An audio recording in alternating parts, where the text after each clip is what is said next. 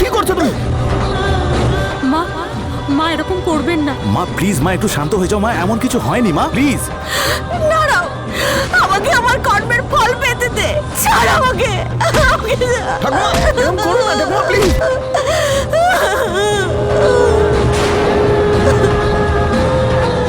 আরে তুমি কি শাস্তির কথা বলছো?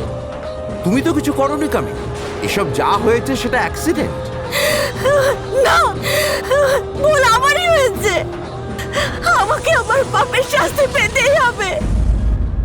আমি অনেক বড় পাপ করেছি।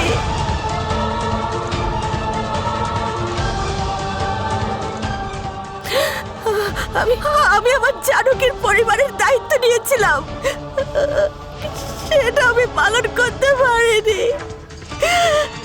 আমি পালন করতে পারিনি গো। ঠাকুমা রিল্যাক্স, ডোনার পাওয়া যাবে। ঠিকই ডোনার খোঁজার জন্যই গেছে। আর তুমি প্লিজ নিজেকে দোষী বলে ভেবো না, কিচ্ছু হবে না ঠাকুমা। মা প্লিজ তুমি শান্ত হয়ে যাও, তুমি কিচ্ছু ভুল করোনি। হ্যাঁ, তুই ঠিক বলেছিস, তুই ঠিক বলেছিস, আমি ভুল করিনি। রাম, আমার নিজেকে দোষ দেওয়া উচিত না। হ্যাঁ, আমার নিজেকে দোষ দেওয়া উচিত না, কারণ এই সব দোষ তো ওই মিছিকির।